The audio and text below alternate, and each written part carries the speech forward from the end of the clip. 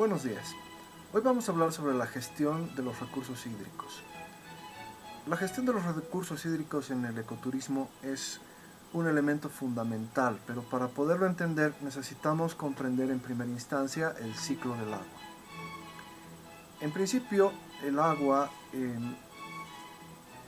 es una sustancia inorgánica formada por dos átomos de hidrógeno y uno de oxígeno que conforman una sustancia líquida, incolora e inodora en condiciones normales, en condiciones de temperatura ambiental. Sin embargo, el agua también forma estructuras cristalinas, el hielo y la nieve, y también puede presentarse en forma de vapor. En condiciones ambientales hay un porcentaje de agua que va a estar siempre en forma de vapor en el aire. Hay una presión parcial de vapor, pero que puede llegar a saturarse o a sobresaturarse y formar gotas y precipitar, entonces dependiendo de diferentes factores.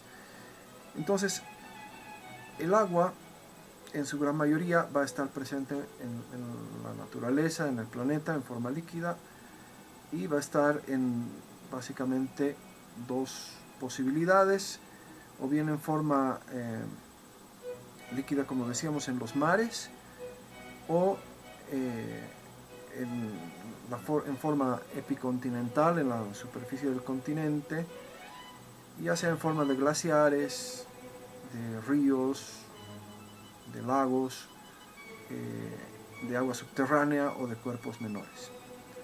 Entonces ocurre un ciclo biogeoquímico del agua. En este ciclo, el agua líquida, que está principalmente en el mar, pero también puede estar en todos los demás cuerpos de agua, evapora, y la convección térmica, que es el movimiento ascendente de las masas de agua y de aire que están calientes, que se calientan por consecuencia principalmente de la irradiación solar, ascienden hacia partes superiores de la atmósfera y pueden ser trasladadas por los vientos, que también son fruto de la convección térmica, para después precipitar.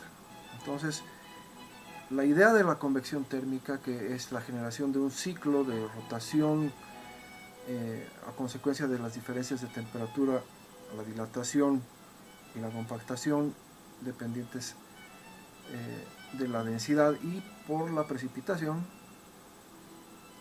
es un factor súper importante para entender los ciclos biogeoquímicos. Entonces, el sol aporta energía que permite el calentamiento de las masas inferiores de aire en contacto con la superficie. Entonces, este calentamiento dilata el aire, las masas de aire en contacto con la superficie se dilatan, y en consecuencia de su dilatación pierden densidad. Las masas superiores de aire que están encima de estas masas se van enfriando, van perdiendo calor, se hacen más densas y tienden a precipitar. Entonces, la precipitación de las masas de aire frías, a consecuencia de su mayor densidad, empuja a las masas de aire caliente que están más abajo, con las cuales no se pueden mezclar fácilmente, y estas masas tienden o a circular hacia los costados formando el viento, o a ascender formando las corrientes convectivas, que son justamente las que aprovechan las aves y también la gente que hace parapente para poder ascender. Por eso vemos a las aves, sobre todo las aves de rapiña o de presa, ascendiendo, generando espirales, buscando estas fuentes de calor, estas fuentes convectivas. En consecuencia, lo que nosotros observamos es que estas masas de aire ascendentes van a ir a enfriarse a medida que van subiendo. Tenemos que recordar que la temperatura tiende a descender a un promedio de 1 grado centígrado por cada 200 metros de altitud. Entonces, a medida que las masas de aire van subiendo, por efecto de la convección se van enfriando, y al enfriarse su capacidad de retención de vapor disminuye. Entonces el vapor se condensa y precipita, ya sea en forma de lluvia o en forma de nieve. Y si hay mucha convección térmica, las gotas de agua recirculan, se congelan al ascender y vuelven a precipitar y se forma el granizo. Si uno toma un poco de granizo, puede ver que son esferas cubiertas de esferas y cubiertas de esferas. El número de esferas nos dice el número de veces que el granizo ha bajado y ascendido antes de llegar a tener el peso necesario para romper la convección y caer hasta el piso. Ahora, las masas de aire caliente cargadas de humedad, de vapor, provenientes del mar, se va moviendo por los efectos convectivos hacia los continentes. Entonces esto genera las lluvias, como los monzones que traen agua del mar al continente. En el caso de Bolivia, la mayor parte de nuestras lluvias no provienen directamente del mar, sino provienen de la evapotranspiración de la selva amazónica, por razón por la cual es tan importante el mantenimiento de la selva amazónica para Bolivia. Y esta masa de aire caliente y húmeda que se forma en la Amazonía es la que finalmente vuelve a ascender para llegar a la cordillera. Cuando llega a la cordillera tiene la opción de ser retenida en la cara noreste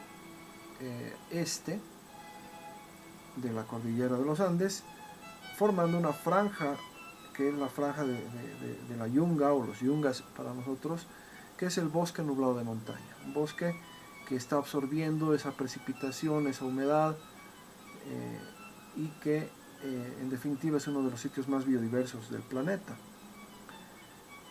O estas masas pueden ascender un poco más, enfriarse y precipitar en forma de lluvias, o pasar de la cordillera a sitios como la ciudad de La Paz o Cochabamba, donde la precipitación alimenta otras cuencas. Recordemos que en Bolivia las cuencas básicamente son tres. Tienes una cuenca endorreica, que es la parte del lago Titicaca, Popó, Salar de Uyuni, que es la parte de la meseta altiplánica que recibe la lluvia.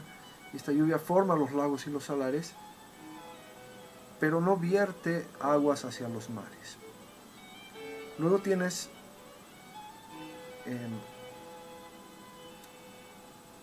la parte de la cuenca del Plata, que vierte aguas por el Pilcomayo hacia el sur y que después terminan en el Río de la Plata y salen al Océano Atlántico. O hacia el norte tenemos la cuenca del Amazonas, que es una cuenca que es muy interesante porque la ciudad de La Paz es una ciudad en forma, como ustedes conocen muy bien, como de una especie de embudo que recoge aguas que nacen, por ejemplo, en el río Caluyo, en la parte suroeste de la cumbre, que recorre por el barrio del Policía, baja por la carretera La Paz el Alto y va recogiendo y reuniendo con tributarios y contribuyentes que forman el río Choqueyapu. Este río Choqueyapu corre hacia el sur. Entonces nos podría dar la impresión como que va hacia el río de la Plata, pero en realidad, una vez que se reúne con los ríos de Achumani, de Irpavi y del resto de la ciudad de La Paz, confluyen en el río La Paz y se bajan por un costado del Illimani, por la zona por Río Abajo, Tahuapalca, y dan la vuelta por detrás del Illimani para irse hacia Irupana. Entonces terminan en los Yungas y termina dando la vuelta y regresando hacia el norte. Entonces da una vuelta en U y de estar yendo hacia el sur, gira y regresa hacia el norte para formar el río La Paz. Ese río La Paz cambia de nombre al cruzar el límite departamental con el río Beni para formar el río Beni. Y este río Beni se junta con otros ríos, el Mamoré y demás, hasta llegar a la frontera, formar el río Madera, que se junta con el Madeira, y finalmente llega al Amazonas. Entonces la ciudad de La Paz, curiosamente, es una ciudad que forma parte de la cuenca del Amazonas, algo de lo que no todo el mundo está consciente. Pero eso quiere decir que si nosotros contaminamos el río La Paz o el río Choqueyapu, en realidad estamos contaminando la cuenca del Amazonas, lo que es una responsabilidad muy seria, porque el río Amazonas es probablemente el río más importante, junto quizás con el Nilo y uno o dos más por ahí, del planeta. Uno de los ríos que genera mayor biodiversidad en el planeta. Entonces es una responsabilidad muy grande la que cae encima de nuestros hombros, porque La Paz no hace tratamiento de sus aguas residuales. Ahora, si entendemos este proceso, ¿no?, entendemos también que hay factores como el cambio climático global, promovido principalmente por factores antrópicos, humanos, como son la deforestación y son los chaqueos en Bolivia. Nosotros como país somos uno de los países que más contribuimos negativamente al cambio climático por la emisión de dióxido de carbono a consecuencia de las quemas, de los incendios forestales y de los chaqueos, si bien no emitimos grandes cantidades por industria. Entonces, los chaqueos, la industria pesada, el transporte, especialmente aéreo, son factores muy importantes contribuyentes a la emisión de dióxido de carbono que genera cambio climático, y este cambio climático pone en riesgo estos ciclos biogeoquímicos, en este caso en particular el del agua. La Paz ha vivido un periodo de carencia de agua donde la ciudadanía ha padecido porque pues, no llegaba agua por la canilla y la gente tenía que salir a recibir agua de cisternas. Entonces la situación ha sido dramática para los paceños. Entonces hay que recordar que los impactos ambientales al final terminan generando unas limitaciones y unas bajas de la calidad de vida de la población. Y esto también afecta naturalmente a nuestro rubro, ¿no? En el caso del turismo, los hoteles se vieron cerrados porque no podían atender a sus clientes, a sus turistas, porque si no hay agua no funcionan los baños, no funcionan las cafeterías, los alimentos, la limpieza, el lavado. Entonces, sin agua, como sabemos, no hay vida. Entonces era una situación muy dramática. La solución ha sido muy parcial. La solución básicamente ha sido en canalizar con tuberías agua de otros cuerpos de la parte alta de la cumbre hacia las represas de Jampaturi, Incachaca, y paliar la situación. Hasta el día de hoy no se ha dado una solución estructural integral al problema del agua. Entonces, esto para orientarnos y entender que el problema del agua es un problema complejo. Y la primera parte es entender el ciclo biogeoquímico, el ciclo donde las plantas juegan un papel fundamental, porque en el caso de los yungas y de la Amazonía, las plantas están recibiendo y absorbiendo una parte significativa del agua de las lluvias y de los ríos que llegan hasta estas zonas bajas. Entonces lo que ocurre es que las plantas, especialmente los árboles, están succionando el agua con sus raíces, ¿no?, miles de toneladas de agua todos los días, y se produce el fenómeno de la evapotranspiración, que es la pérdida de agua en forma de vapor por el envés de las hojas. Este fenómeno es fundamental porque le permite a la planta capturar los nutrientes del suelo. O sea, la presión y la tensión del agua es la que permite que los nutrientes inorgánicos, fosfatos, nitratos y demás del suelo asciendan a veces decenas de metros por los sistemas de conducción vascular de las plantas, por el xilema, hasta las hojas para poder realizar la fotosíntesis y poder producir materia orgánica. Entonces este fenómeno es fundamental. Y las plantas son las que están regulando y gobernando el ciclo biogeoquímico del agua en toda la Amazonía y por lo tanto también en las tierras altas del altiplano. Y este es el riesgo de la pérdida de espacios de bosque en las tierras bajas desde la perspectiva humana. Esto sin tomar en cuenta con el enorme impacto que tiene para los mismos seres vivos, para los animales y plantas que habitan en las zonas que son taladas, rozadas y quemadas con el objeto de habilitarlas ya sea para la ganadería o para la agricultura. Entonces, más del 80% del recurso hídrico utilizado por la especie humana es dedicado a la agricultura, entonces su impacto sobre el ciclo biogeoquímico es también muy importante. Ahora, el agua como recurso debe entenderse que es mucho más escaso de lo que parece, porque si bien nuestro planeta está cubierto en más de un 75% de agua, pero la gran mayoría de esta, más del 90%, no es biodisponible, especialmente para nosotros. ¿Por qué? Porque o está en el mar, o está en los glaciares, o está en los acuíferos subterráneos. Entonces solo una pequeña porción de agua es agua dulce corriente, que además no puede utilizarse en su totalidad porque una buena parte necesita que continúe el ciclo natural para poder irrigar y vertir y alimentar a los bosques, a los espacios naturales. Otra parte recién se utilizará para los cultivos y otra parte se utilizará ya para el consumo humano. Entonces, no puede utilizarse más del 1 por millón del total del agua disponible en el planeta.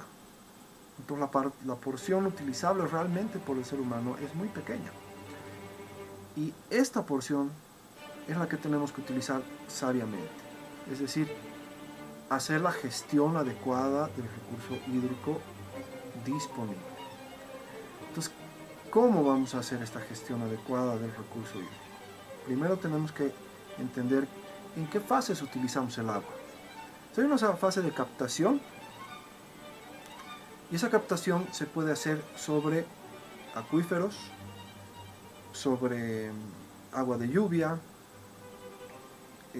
sobre cuerpos superficiales de agua como lagos y ríos, y en nuestro caso desde luego no podemos apelar al agua de mar directamente por razones obvias. En consecuencia, estas serían nuestras principales fuentes.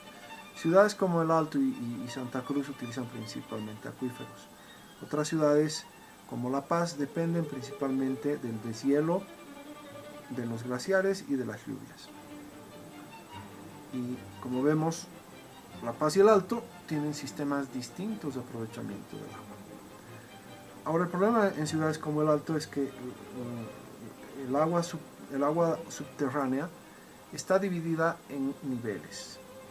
Estos niveles se llaman napas freáticas. Entonces, existen 3 napas freáticas fundamentales que alimentan la ciudad del Alto, de las cuales la primera está altamente contaminada y no es apta para el consumo humano. La segunda está menos contaminada y puede tratarse, y la tercera es mucho más limpia. Pero estas napas freáticas, sobre todo en cuanto son más profundas, son más sensibles para su manejo, porque su reposición es lenta. Entonces, si la tasa de reposición es lenta y la tasa de consumo es alta, entonces resulta que no es un recurso propiamente renovable, sino más bien es un recurso agotable, es un recurso que a medida que utilizamos, en mayor proporción de la que se va reponiendo, entonces se va perdiendo. Entonces, no es sostenible su uso en la forma en que actualmente lo estamos utilizando. En el caso de la ciudad de La Paz, la limitante está en que hemos tenido años de un proceso de deshielo de los glaciares. El deshielo de los glaciares ha provisto a la ciudad de La Paz una enorme disponibilidad de agua líquida, pero a medida que los glaciares, o sea, que son paleoglaciares, glaciares que tienen 30, 40 mil años de antigüedad, se van derritiendo, entonces de nuevo no es un recurso renovable, indefinidamente biodisponible, sino que principalmente vamos a estar dependiendo de la reposición en forma de las nevadas estacionales y de las lluvias. Pero las nevadas estacionales son cada vez menores y esto lo vemos en el retroceso de los glaciares. Retroceso que ha sido ampliamente estudiado por científicos de gran renombre como Bernard Francoux, que es un glaciólogo que estudió este proceso ya en los años 80, que ha generado importantes publicaciones que han tenido repercusión internacional, pero de las cuales nosotros mismos no somos suficientemente conscientes, y que nos explicaban que el proceso de regresión de los glaciares se debe a un proceso de cambio climático global y que además este proceso es de origen antrópico, o sea, producido por el ser humano. Es cierto que nos encontramos en un periodo geológicamente interglaciar que supone un incremento de la temperatura natural, pero este incremento es muy lento en comparación con la velocidad del incremento de la temperatura global a nivel planetario en este momento. Entonces esa diferencia de la velocidad del incremento, de la aceleración de la temperatura, es claramente antrópico y relacionado con la revolución industrial, la producción de dióxido de carbono, metano y otros gases de efecto invernadero. Entonces, un tema es crítico, la captación. Y la captación puede realizarse de dos formas, principalmente por la infraestructura del Estado, con obras de captación y represas como Incachaca, Jampaturi y otras que tenemos en toda Bolivia, o puede hacerse de forma no estatal, sino por las organizaciones y los individuos. Una empresa pequeña o grande, un pequeño hotel, un albergue, un restaurante, una vivienda, pueden realizar sus propias captaciones de agua potable sin ningún inconveniente.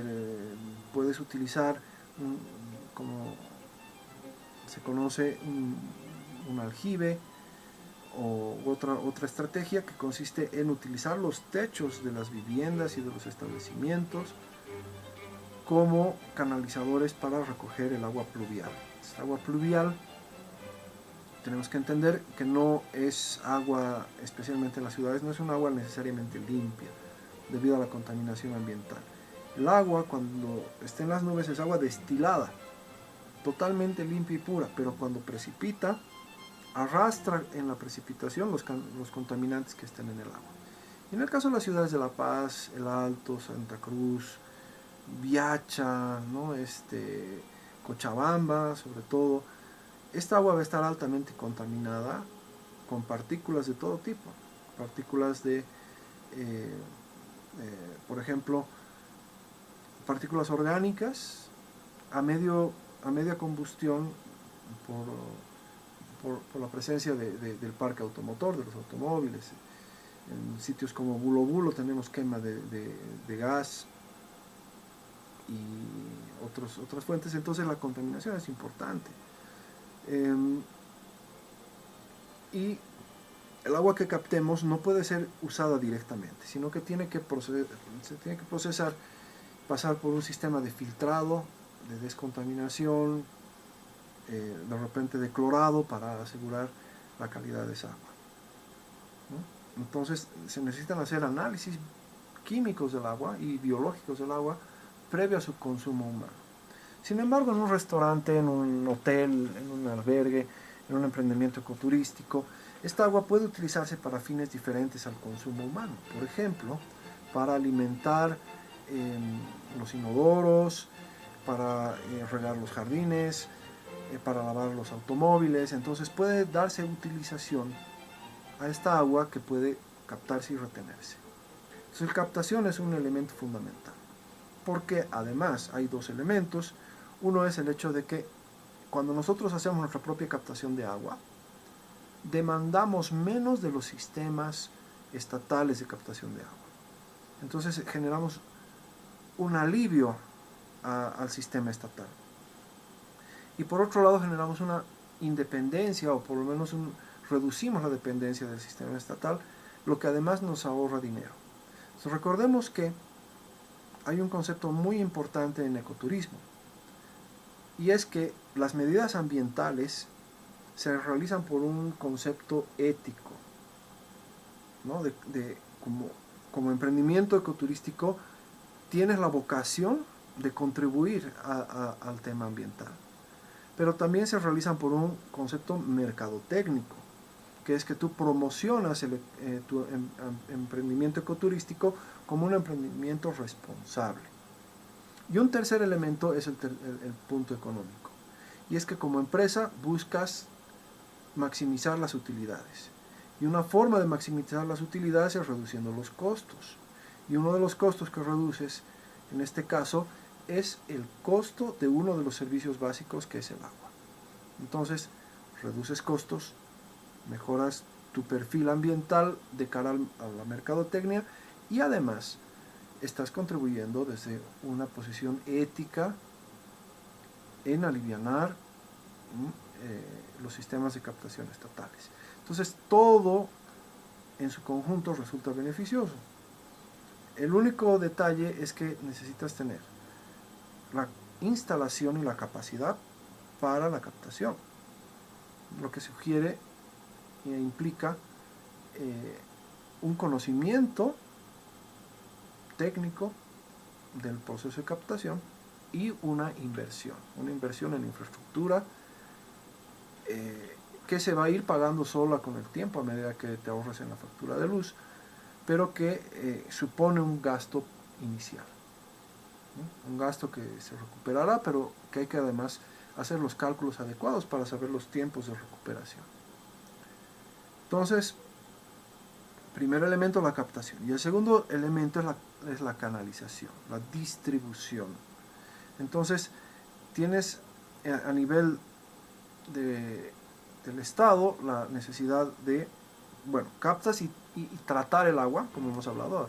Si la ciudad realiza un tratamiento del agua para su purificación, limpieza, desinfección, de modo que no contenga metales pesados, no contenga microorganismos patógenos, no contenga impurezas, no contenga partículas en ciertos niveles. Entonces el proceso de tratamiento del agua para el consumo humano es un proceso costoso, técnicamente muy, muy delicado, se requiere personal técnico calificado, necesitas métodos bioquímicos muy profesionales, y que normalmente en el emprendimiento no los vamos a emplear, excepto que se trate de un emprendimiento que se encuentre ubicado en el área rural, que no tenga acceso a servicios básicos. En este caso sí tendremos que realizar un proceso de tratamiento del agua. Pero en el área urbana o en el área periurbana o en las áreas rurales con servicios básicos, entonces no requieres de tratar esta agua porque no la vas a utilizar para el consumo. Entonces ahí sí vas a necesitar canalizarla porque tienes que llevarla a donde la quieres llevar, ¿no? Entonces la captas, puede haber dos procesos previos, ¿no? de almacenamiento, tratamiento y canalización, o de canalización y almacenamiento. Entonces el almacenamiento es otro factor importante. Entonces, para almacenar el agua, sí o sí hay que hacerle algún tipo de tratamiento. Una de las formas de tratamiento puede ser la cloración. ¿Por qué? Porque caso contrario, esta agua va a albergar formas de vida que van a cambiar las características organolépticas y epidemiológicas del agua y pueden dañarla, pueden generarle olores, sabores, texturas, colores, y también pueden empezar a reproducirse microorganismos que ya evitan que esta agua pueda ser utilizable. Por eso es que el almacenamiento debe tener también ciertas propiedades técnicas. Generalmente se busca que sea en un sitio o bien que pueda recibir luz ultravioleta del sol para después almacenarse, pero eventualmente tiene que guardarse en un sitio fresco, oscuro, ¿no? Protegido de la contaminación y generalmente, insisto, con algún mecanismo bioquímico o químico de tratamiento que elimine o reduzca a niveles razonables la cantidad de microorganismos vivos presentes en el agua, de modo que puedan ser ya sea consumibles o bien utilizables. Ahora, entonces tienes estos procesos de captación, canalización, almacenamiento, tratamiento y nueva canalización hasta su uso final. Pero la ley 1333 del medio ambiente y su reglamento indican que quien capte agua de la naturaleza, de cuerpos de agua superficiales, profundos o de la lluvia, tiene la obligación de devolver esa agua en condiciones ambientalmente razonables. Es decir, que yo no puedo utilizar esa agua y devolverla contaminada, la tengo que tratar. Entonces, el agua que se ha utilizado se va a contaminar por el uso que se le da y luego hay que devolverla al ambiente nuevamente limpia. Entonces yo necesito considerar la captación de las aguas utilizadas y su canalización a un espacio de tratamiento del agua residual. Ahora, las aguas residuales pueden tener diferentes usos. El consumo humano del agua supone su disposición después ¿no? Del agua residual en diferentes formas. ¿Por qué? Porque esa agua se utiliza, se bebe, después se sirve para lavar platos, entonces termina en el inodoro, termina en el fregadero, y estas aguas están enriquecidas en un sentido técnico de que se les ha incrementado la carga orgánica, por lo tanto la demanda biológica de oxígeno, se les ha incrementado la cantidad de sales, se ha incrementado la cantidad de bacterias. Entonces estas aguas, y de sólidos en suspensión y otras características, entonces estas aguas ya no están en las mismas condiciones en las que las hemos captado y recibido. Por lo tanto hay que limpiarlas, hay que bajar la carga orgánica, hay que cargar la carga biológica, hay que bajar la carga de sales y de detergentes y de otras sustancias que se van a ir acoplando a medida que vamos utilizando. Entonces, cuando vertimos estas aguas a través de estas aguas negras, servidas, tienen que tratarse, entonces, ¿cómo se van a tratar? Principalmente hay un proceso anaeróbico, bueno, primero de filtrado, ¿no? Hay que filtrar esta agua, luego tendrá un proceso anaeróbico de digestión ¿no? por bacterias anaeróbicas, se generan, por ejemplo, pozos sépticos, otros mecanismos, y estas aguas que han sido tratadas a través de algún mecanismo anaeróbico, insisto, como el pozo séptico, las cámaras de tratamiento, luego, o los biodigestores, luego tienen que pasar a un tratamiento aeróbico, donde se oxigenan y se va bajando progresivamente la carga orgánica, ¿no? Las partículas en suspensión, los detergentes y demás, donde los detergentes son los más complicados porque los detergentes no son biodegradables. Entonces, las heces fecales, las micciones, ¿no? Los lisines y demás, estos sí se pueden biodegradar, pero los detergentes no. Entonces muchas veces requieren un post-tratamiento químico de estas aguas servidas para poder restituir sus características y condiciones originales. En plantas de tratamiento existentes en Bolivia, algunas como las de Puchucoyo, por ejemplo, se ve que se puede lidiar con la carga orgánica hasta cierto punto, se puede reducir la carga de bacterias, pero los detergentes prácticamente salen en cantidades similares a las que han ingresado en la planta, casi sin ningún tratamiento. O sea, sin que el tratamiento le haya afectado a esa cantidad de carga de detergentes. Entonces, la planta de Puchucoyo, que se encuentra entre La Paz y Viacha, reduce la carga de bacterias, reduce la carga de materiales en suspensión, la carga orgánica, pero observamos que la cantidad de detergente sale casi en la misma proporción en la que ha ingresado. Entonces es un problema muy grave, porque sale al río Seque, y el río Seque es utilizado después para los cultivos. Entonces los cultivos están siendo contaminados con detergentes. Y también con una porción de carga orgánica y de bacterias, porque no son tratadas en su totalidad. El tratamiento en su totalidad es prácticamente inviable por la carga orgánica. Además hay otros factores. Otro factor, por ejemplo, que influye sobre la dificultad del tratamiento es que tendemos a canalizar el agua pluvial y la mezclamos con el agua del alcantarillado de aguas servidas. Entonces hay una fluctuación en la concentración de materiales orgánicos y de bacterias dentro de las aguas servidas que hace muy difícil el tratamiento.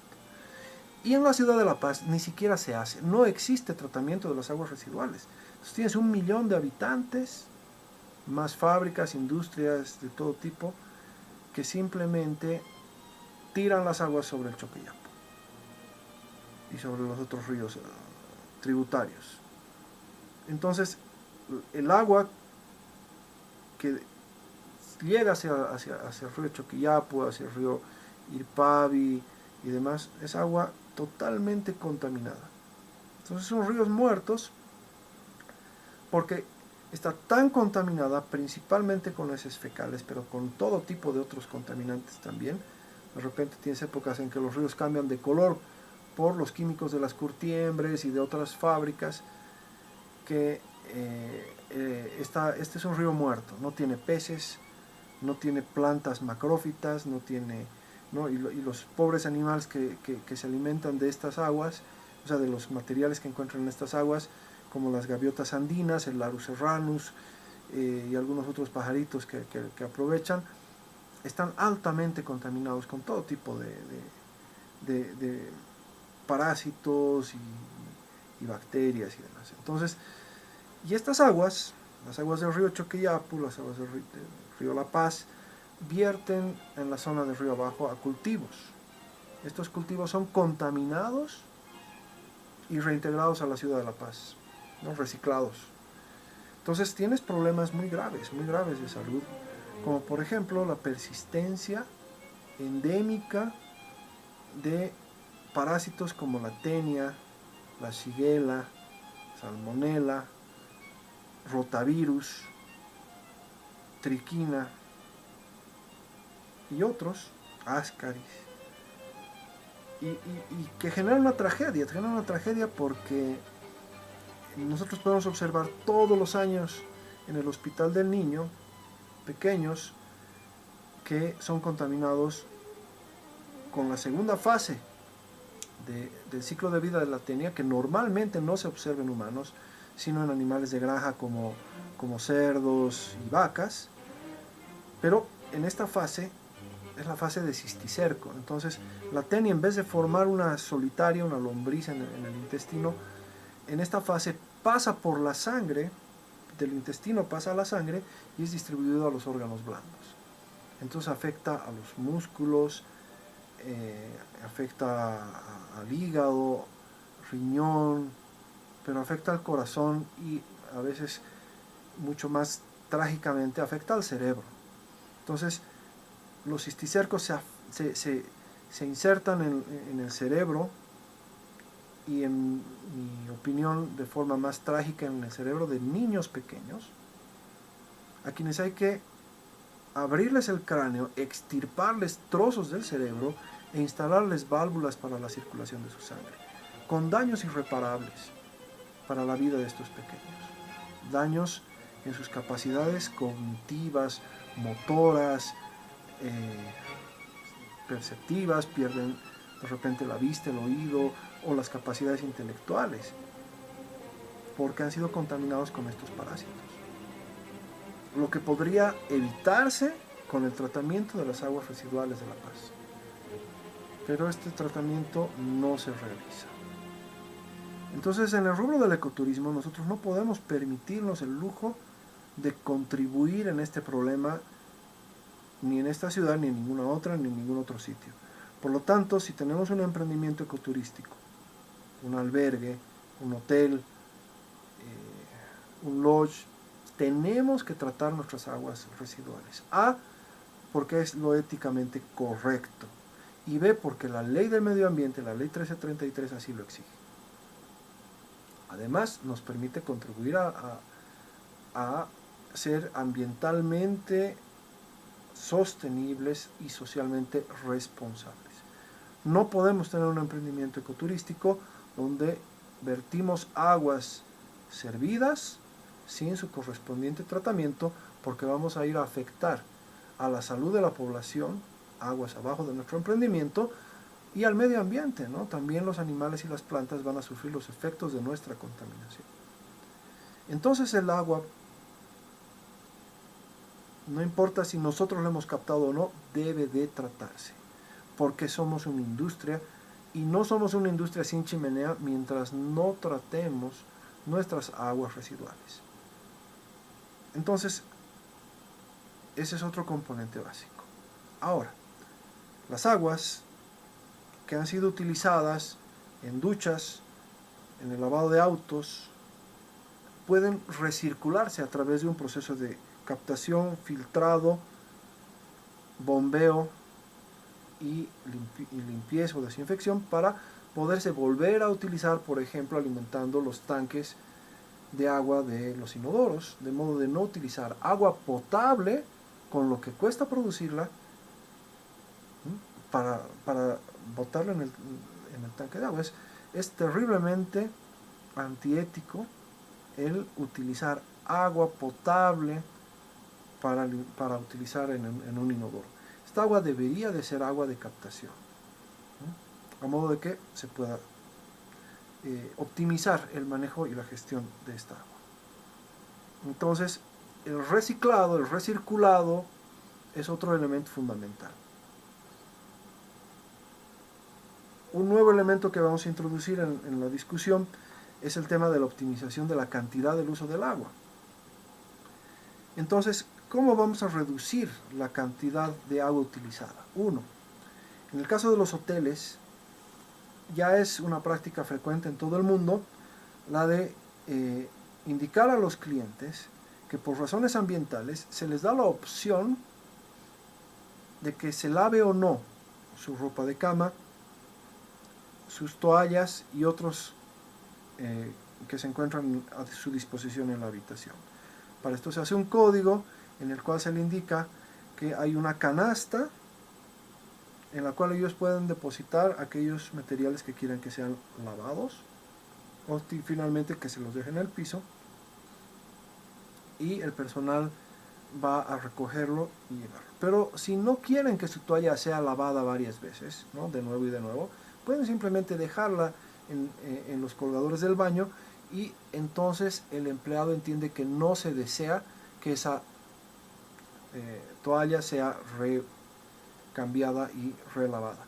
Entonces mucha gente que es socialmente responsable, ambientalmente responsable, lo que hace es utiliza 2-3 días su toalla sin ningún problema, ¿no? A no ser que esté muy mojado o sucia o lo que sea, y va a seleccionar qué toallas pone para lavar y cuáles toallas no.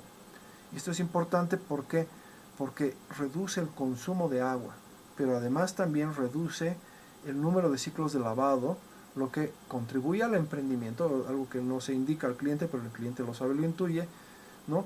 Porque las lavadoras, las máquinas de lavado tienen un número de ciclos de lavado en su vida útil. Entonces, cuando nosotros lavamos y lavamos y lavamos toallas, incluso sin necesidad, sin ninguna urgencia, entonces lo que hacemos es reducimos la vida útil de esas máquinas, generando un mayor costo de reposición para el emprendimiento.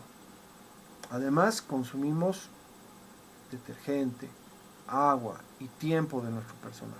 Entonces, todos estos elementos se reducen con beneficios para el ambiente y con beneficios económicos para la empresa.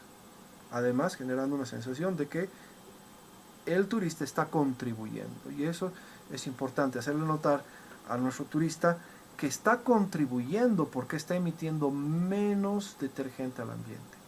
y está utilizando menos energía eléctrica. Y hay que quizás enfatizar que no es el factor económico del hotel el principal objetivo, porque no lo es, no debe de serlo, pero es un factor contribuyente a nuestra toma de decisión de tener medidas ambientales para reducir el consumo de agua. Otra medida importante es el uso de equipos modernos.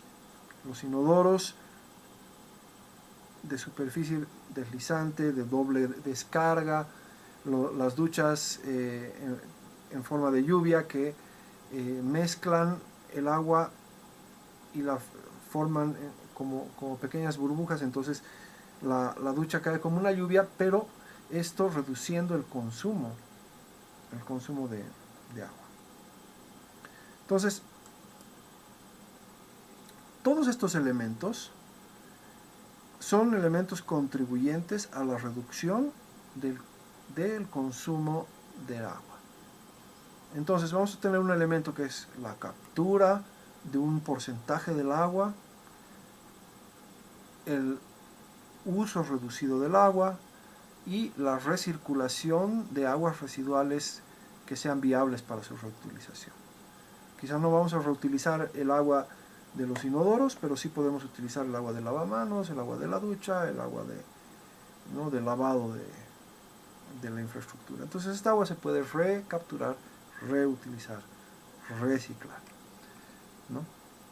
De todos modos, siempre vamos a necesitar una cantidad de agua procedente de una fuente externa, siempre que no seamos un emprendimiento que estemos totalmente en el área rural. Entonces, resumiendo, la gestión responsable del agua es una gestión que contribuye al beneficio de la comunidad por cuanto no entregamos un agua contaminada que después vaya a cultivos y a dañar a la vida de las personas. Es una gestión que nos reduce costos, aunque hay un costo inicial importante de inversión en la infraestructura y en la capacitación del personal y en algunos otros temas, pero que a largo plazo genera un ahorro para la empresa, ¿no? Y que se basa en la captación, la limpieza, la recirculación, el uso, la minimización del uso y, muy importante, en el tratamiento de nuestra propia agua residual. Con todos estos elementos tenemos suficiente para tener una gestión básica integral del agua. Hay otros elementos que vamos a tratar en otro tema, como por ejemplo, cómo hacemos para calentar el agua, cómo hacemos para el uso eficiente de la energía. Pero esto es estar en el tema de la energía y no en el tema del agua. Porque nuestro objetivo es captar, reducir el consumo y asegurarnos de devolver un agua ambientalmente aceptable cuando nosotros emitimos, vertimos o simplemente eliminamos nuestra agua. No podemos botar al ambiente agua que no esté previamente tratada. En el caso de los servicios especialmente de ecoalbergues y demás, tenemos que asegurarnos que ese tratamiento devuelva un agua de buena calidad al ambiente. No podemos soslayar este tema, es fundamental, pero recordemos que nos va a beneficiar económicamente a largo plazo y nos va a beneficiar en la mercadotecnia a largo plazo, lo que justifica plenamente la inversión inicial. Y más importante, estamos haciendo éticamente lo correcto. Con esto, con este último punto, tenemos que pensar que si queremos hacer ecoturismo, no puede ser un ecoturismo de fachada, sino que tiene que ser un ecoturismo de compromiso, donde realmente sentimos y creemos en lo que hacemos. Caso contrario, no tiene sentido y nuestra industria turística se convertiría entonces en un equivalente a una industria extractivista como cualquier otra. Y no deberíamos promocionarnos como ecoturismo si no estamos siendo ambientalmente sostenibles. Finalmente, la gestión ambiental correcta del agua nos puede contribuir a la certificación de nuestro emprendimiento como un emprendimiento ecológicamente sostenible. Y la certificación nos permite dos cosas: mejorar nuestros procesos internos, por un lado, y por otro lado, nos permite contribuir a nuestra mercadotecnia con sellos que nuestros turistas puedan ver y que pueda contribuir a la toma de decisiones del turista para preferir nuestro emprendimiento frente a la competencia que quizás no sea ambientalmente sostenible. Y si nuestra competencia es ambientalmente sostenible y nosotros no, pues estamos en una desventaja competitiva. Por lo tanto, la gestión integral adecuada del agua, de modo que nuestro sistema sea sostenible, es fundamental para la empresa ecoturística. Con esto concluimos este segmento y espero que haya sido de utilidad para ustedes. Les espero en la próxima.